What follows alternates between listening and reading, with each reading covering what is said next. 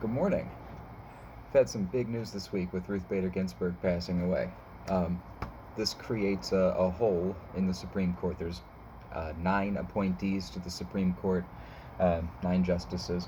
So, real quick, since not everyone understands government and civics, real quick, we've got the three branches of government.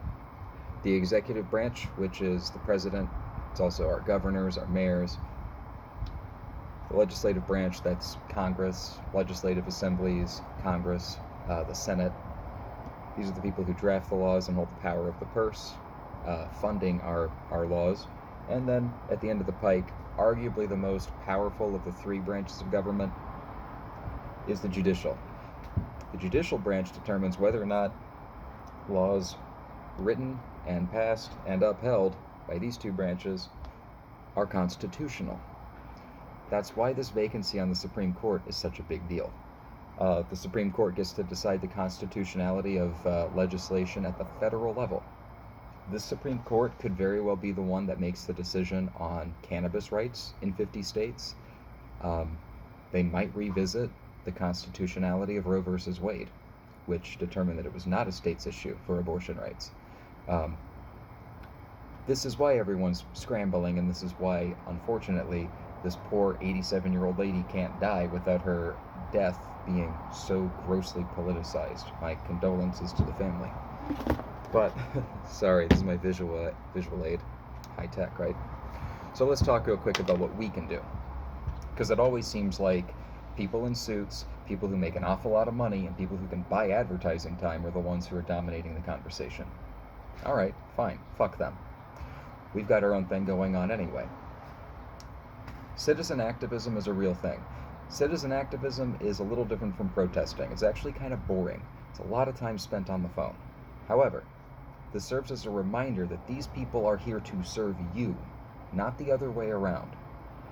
Whether you pay taxes or not, and props to you if you don't,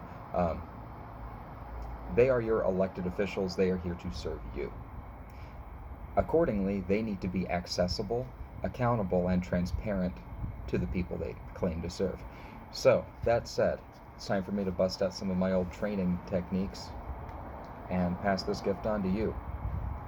Call the United States Senate switchboard. If you don't know who your senators are, call this number, 202-224-3121. You might want to save this one to your phone. Every state has 2 senators, and being in Oregon, I've got Ron Wyden and Jeff Merkley. Both decent guys, and certainly like strong voices of resistance against Trump, who've done more than just post hashtags. Like Jeff Merkley was the one who demanded an inquiry into the conditions at the ICE facilities. Ron Wyden is a big proponent of civil rights, anti-surveillance. He's someone we want on our side. So for my Oregonian comrades, here's their phone numbers: 202-224-5244 for Ron Wyden, our senior senator, and for our junior senator, Jeff Merkley, 202-224-3753. Chances are, when you call these offices, because of COVID, because of government inefficiency, because of the fact that the hearings on the Supreme Court is definitely going to be a much talked about thing in Washington, D.C., don't expect to talk to a live person. If you get the chance to talk to a live person, cool, we'll talk about that in a second. If you get a voicemail, I got something short and sweet, you might want to hit pause, grab something to write this down with. With your ask, I understand the language of the left is what it is on social media. You can't exactly be making an ask to a government official, and if they say no, start talking about guillotines or cops being bastards and stuff like that, whether it's true or not. But keep it generic, and understand that right now this is a highly partisan issue. So if your senators are Democrats, you're going to have a different ask than what you're going to have of your senators if they are Republicans. But here's just a generic one, nonpartisan, written by a Green. Hello, Senator Blank. My name is X. I'm calling today because I believe the Senate should hold off on hearing any Supreme Court nominee until after the election, regardless of the outcome of the election. Senator McConnell made a similar decision in February 2016 when Supreme Court Justice Antonin Scalia passed away, saying that the appointee should be voted on after the election by a new president. Whether any of this is politically motivated, the election is only 6 weeks away. There are greater legislative priorities at this point for the Senate and for the Congress to address. Until the next legislative session begins, I do not think there should be a vote on a Supreme Court nominee. Having said that, if your senators are Democrats, there's kind of a cheap way out here. Tell them not to show up.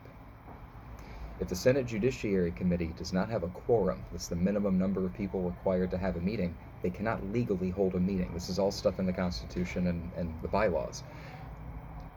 2 Democrats have to show up to the Senate Judiciary hearing. If none of them show up, there can be no Senate Judiciary hearing for the nominee.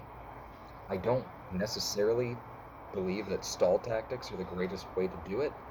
However, that will delay a hearing if McConnell and company insist on them having one before the election. Just remember, 4 years ago, when Scalia passed away, February of an election year, Mitch McConnell, Republican Senate Majority Leader, said there will be no hearing under Obama because he's a lame duck, means he's basically 1 foot out the door.